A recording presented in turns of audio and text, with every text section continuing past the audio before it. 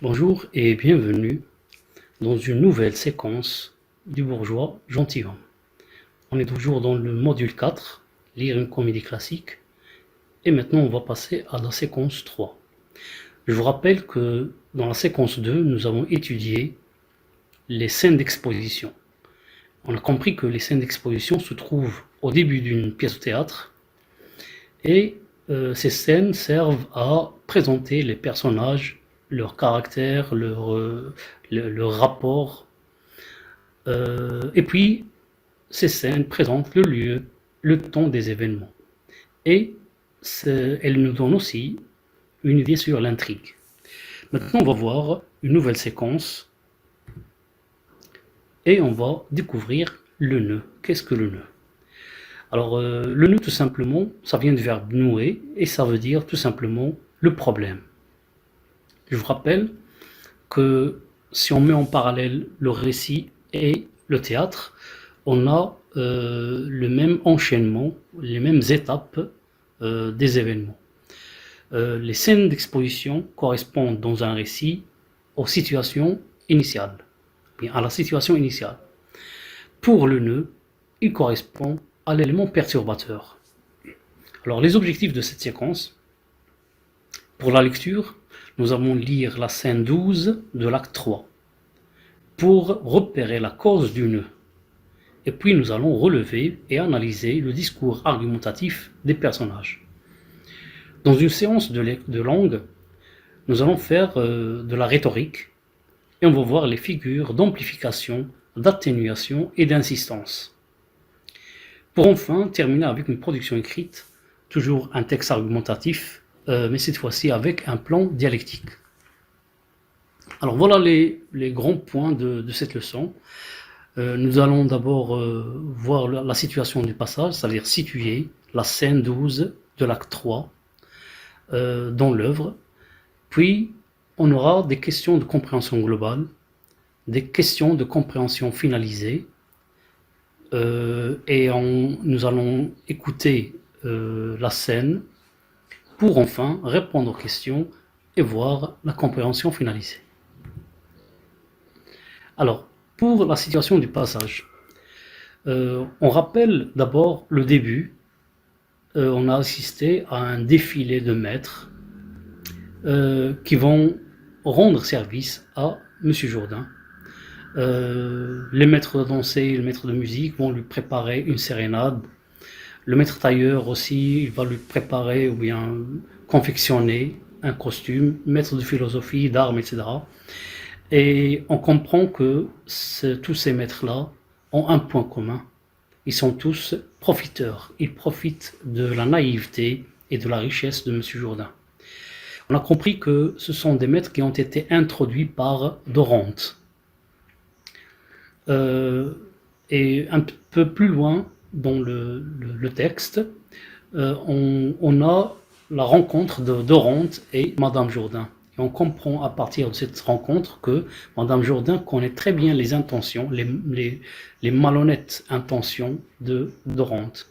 Et elle comprend que c'est quelqu'un qui profite de la naïveté, de la richesse de son mari, alors que son mari lui fait complètement confiance.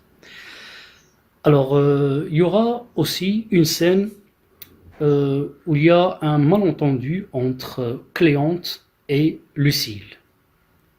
Cléante, lui, puisqu'il remarque chaque jour que ce Dorante rend visite à M. Jourdain, il a pensé que peut-être qu'il veut épouser Lucile. Donc le malentendu se résout rapidement. Et puis, dans la scène 11 de l'acte 3, Madame Jourdain arrive et elle demande à Cléante de se présenter devant Monsieur Jourdain pour faire sa demande en mariage. On comprend que Madame Jourdain connaît très bien la relation amoureuse entre sa fille et Cléante, alors que Monsieur Jourdain l'ignore complètement. Bien, on passe aux questions de la compréhension globale. On est toujours dans la scène 12 de l'acte 3. Alors, qui sont les personnages présents sur scène et qui sont les personnages effacés? Où se trouvent-ils? et que se passe-t-il dans cette scène? Après, nous allons répondre à ces questions. Je vous laisse lire les questions et puis nous allons donner la réponse, après avoir écouté bien sûr l'extrait.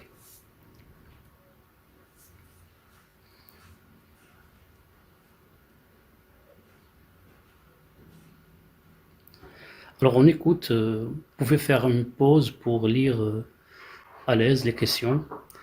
Maintenant, on passe à l'écoute de l'extrait. Oh, madame, que cette parole m'est douce et qu'elle flatte mes désirs. Pouvais-je recevoir un ordre plus charmant, une faveur plus précieuse?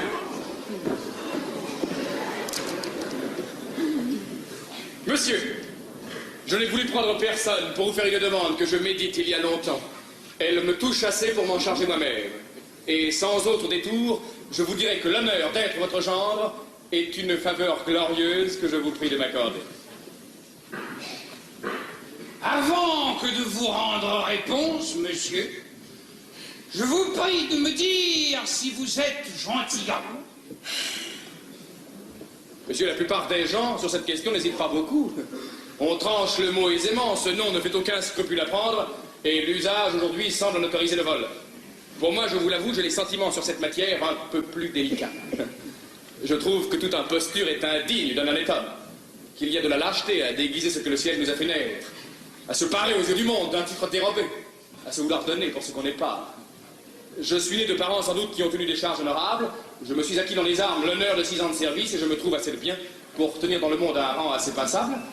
Mais avec tout cela, je ne veux point me donner un nom ou d'autres en ma place, croirais pouvoir prétendre, et je vous dirai franchement que je ne suis point gentilhomme. Touchez-la, monsieur. Ma fille n'est pas pour vous. Comment?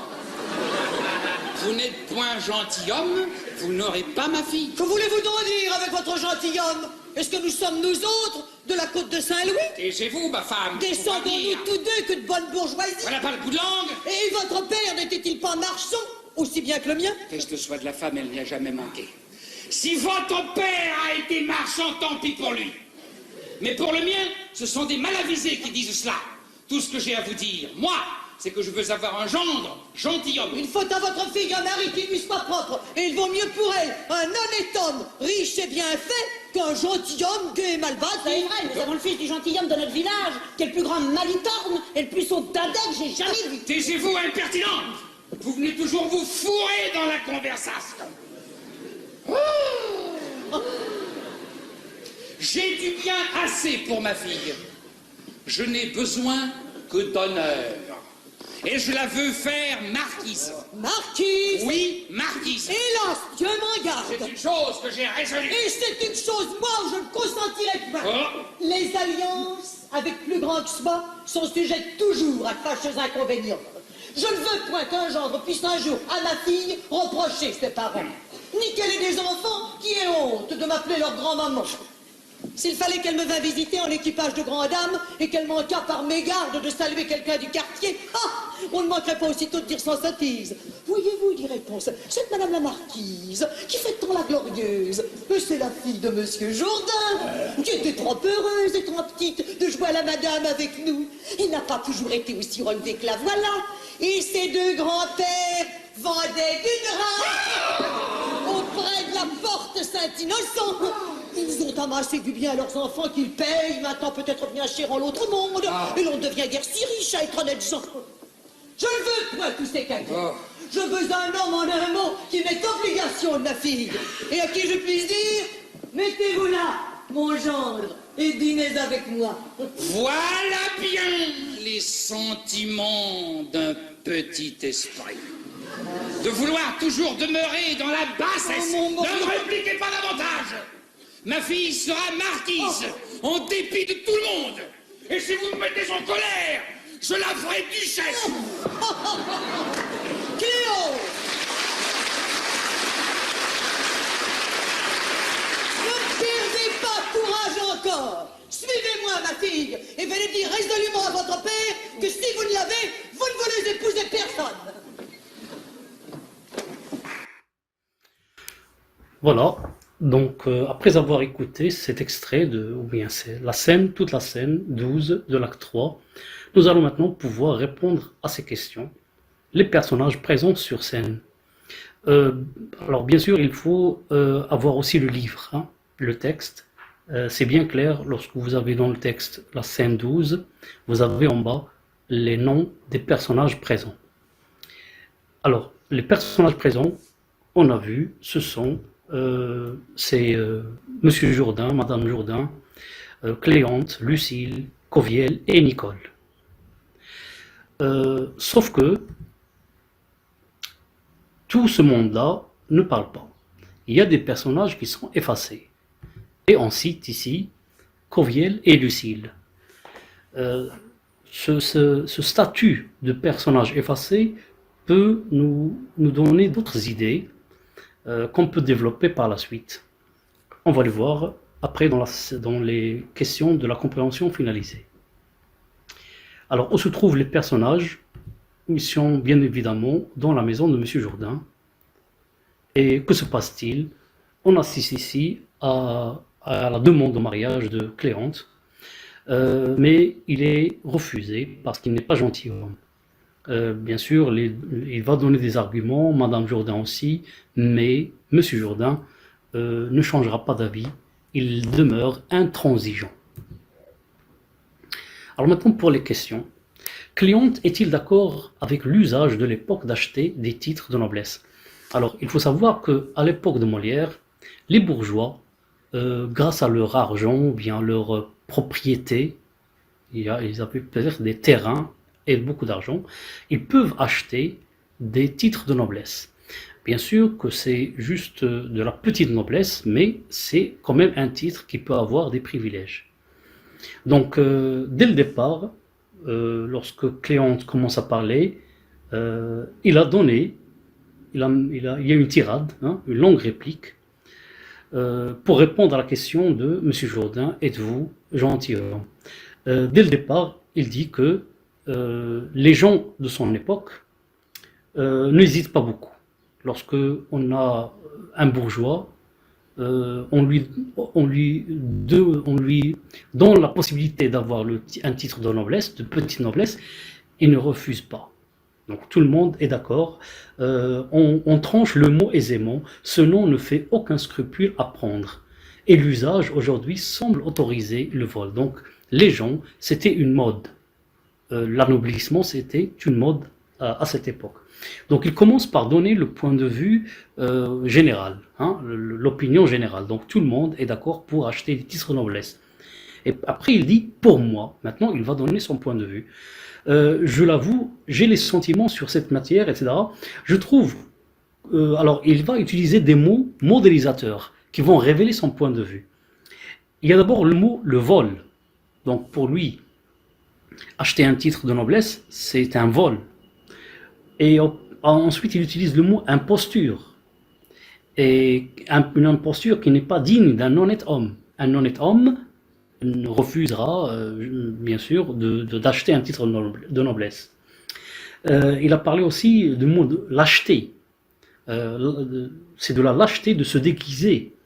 De déguiser ce que le ciel nous a fait naître. Ça veut dire que je suis né bourgeois, dans une famille bourgeoise, donc je dois rester bourgeois. Je ne peux pas me prétendre à un titre de noblesse. Donc Cléante refuse cet usage très fréquent à cette époque d'acheter un titre de noblesse. Donc il n'est pas d'accord avec cela. Alors pour lui, un titre acheté, c'est un titre, il a utilisé un adjectif qui est le synonyme de vol, et c'est l'adjectif dérobé. Il a utilisé donc l'adjectif dérobé. Un titre acheté, c'est un titre dérobé. Alors quel est le statut social de Cléante? On remarque ici que Cléante est un bourgeois qui a de l'argent, hein, qui est d'une famille bourgeoise très riche. Est-il capable de subvenir aux besoins de sa future femme? Oui. Et la phrase c'est, il a dit que j'ai assez de biens pour tenir dans le monde un rang assez passable. Ça veut dire qu'il a de l'argent pour, le bien ici c'est de l'argent, soit de l'argent ou bien des propriétés, un commerce ou autre chose. Donc, il a de l'argent pour pouvoir vivre convenablement avec sa femme. Alors, Cléante, est-ce qu'il s'adresse à la raison ou bien au sentiment? Ça veut dire, est-ce qu'il utilise des arguments logiques ou bien il joue sur les sentiments de M. Jourdain? En fait, il y en a les deux. Il utilise les deux. Au début, il a parlé d'honnête homme. Hein. Il a dit que c'est une imposture d'acheter un titre. Il a parlé du ciel. Hein. Il ne faut pas se déguiser. Ne pas déguiser ce que le ciel nous a fait naître. Le ciel ici veut dire Dieu. Donc Dieu nous a fait naître bourgeois, on doit rester bourgeois. Alors vous voyez, ce sont des arguments qui tournent autour d'un sentiment religieux, d'un sentiment de l'honnêteté. C'est clair? Après, il va utiliser des arguments qui sont de plus en plus matériels. Et ce sont des arguments qui tournent autour de la fonction de ses parents. Il a parlé de charges honorables pour ses parents, qui parle aussi de son service militaire, le service militaire qu'il a fait, donc c'est de l'honneur pour lui. Et puis, surtout, il parle de l'argent qu'il possède pour pouvoir vivre convenablement avec sa femme. Donc, Cléante, dans cette tirade, donne ou bien joue sur deux manières de convaincre. Soit le discours logique ou bien le discours sentimental. Alors, pourquoi M. Jourdain dit à sa femme « Taisez-vous, ma femme, je vous vois venir ». Alors, c'est l'expression « je vous vois venir », ça veut dire tout simplement « je sais ce que tu vas me dire ». Et on comprend à partir de cette phrase que M. Jourdain a déjà parlé avec sa femme à propos de la noblesse, de l'anoblissement. Et sa femme refuse.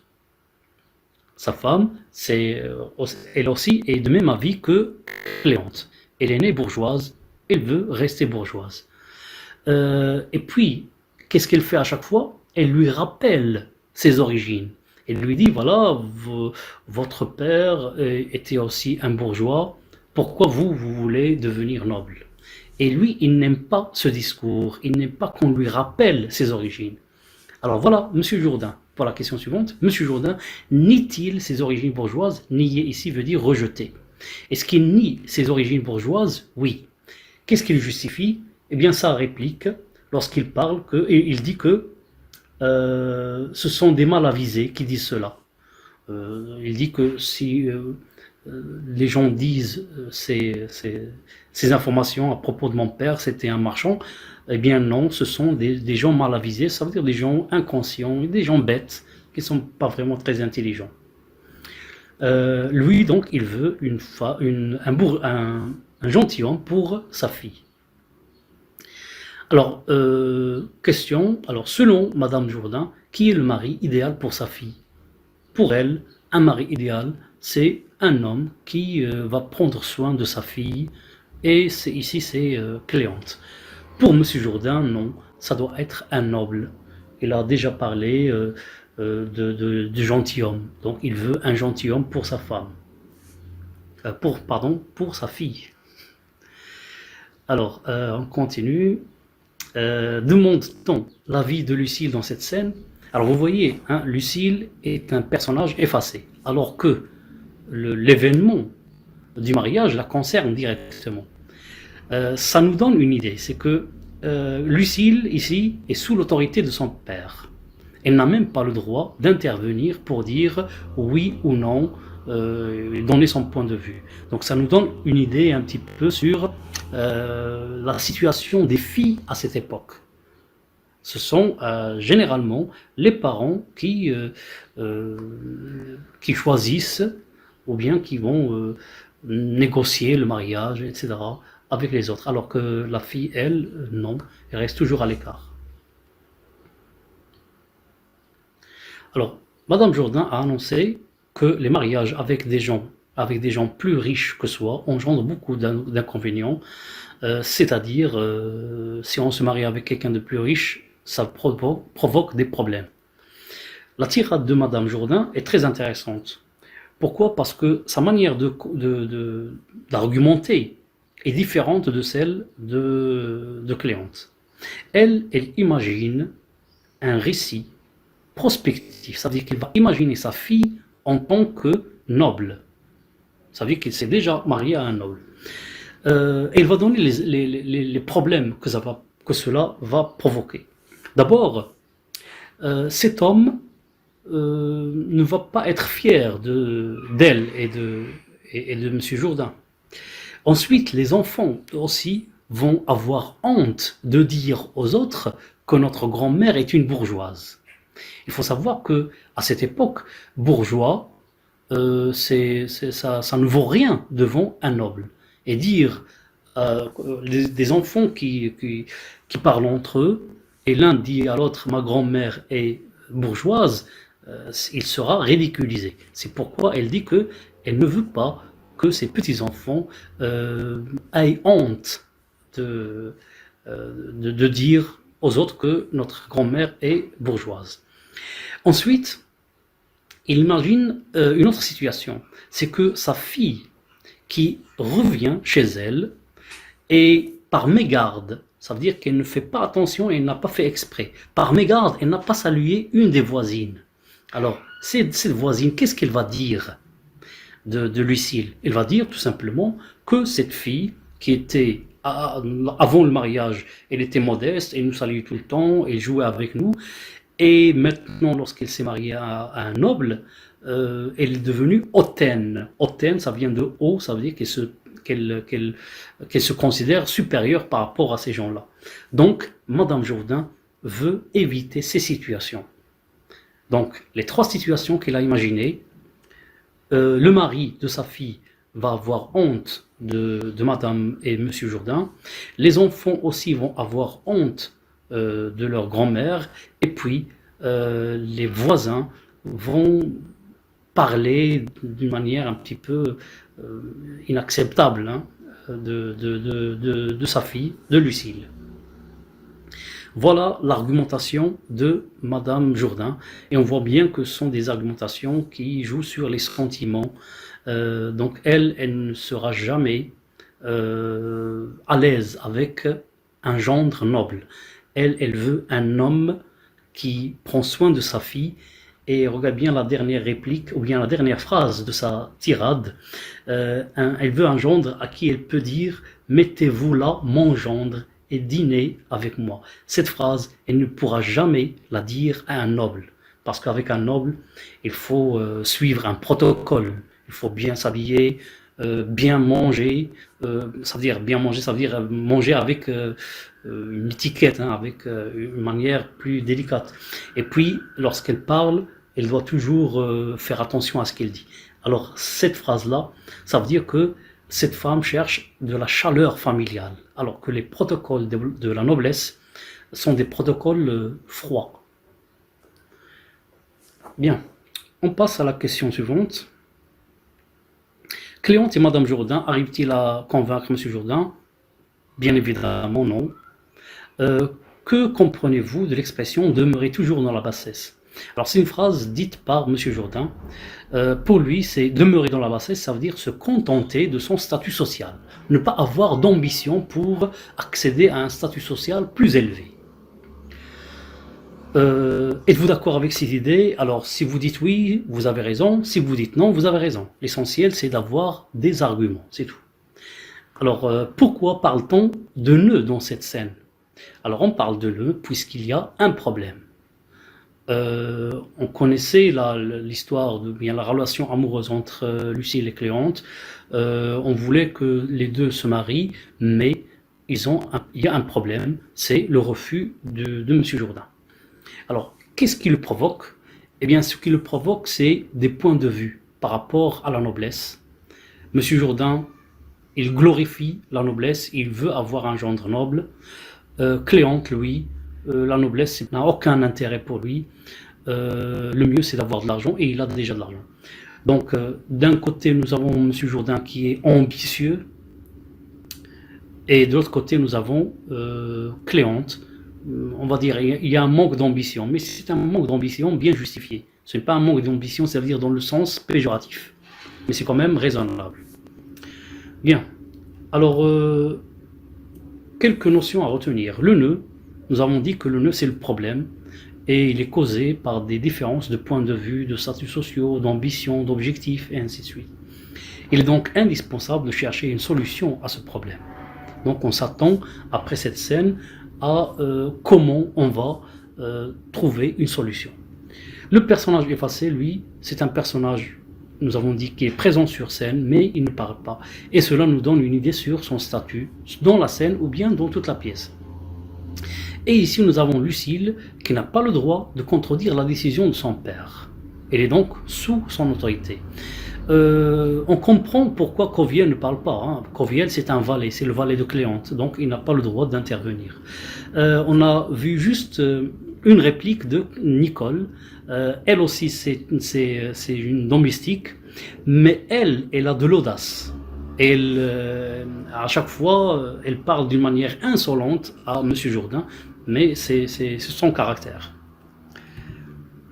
Alors, on arrive à la compréhension finalisée. On va développer cela dans deux axes. Les ambitions opposées créent le problème, donc c'est la source du problème. Et vous pouvez faire une pause pour lire le texte. Et deuxième axe, ce sont deux tirades argumentatives. Donc on a vu les deux, Monsieur Jourdain, Monsieur Cléante et Madame Jourdain. Alors on arrive enfin à la synthèse. Le nœud, donc, c'est le point culminant de l'intrigue dramatique. C'est le moment où le problème se complique. Il est dû à des différences d'opinion, de caractère. Cependant, le nœud offre l'occasion de trouver une solution. On peut ajouter à cela les deux stratégies argumentatives que les personnages ont adoptées. Soit s'adresser à la raison ou bien s'adresser au sentiment. Voilà, j'espère que cette leçon a éclairci un petit peu les deux objectifs que nous avons. C'est repérer le nœud ou bien repérer la cause du nœud et aussi analyser le discours des personnages pour trouver qui s'adresse à la raison et qui s'adresse au sentiment. Alors merci et au revoir pour une prochaine leçon.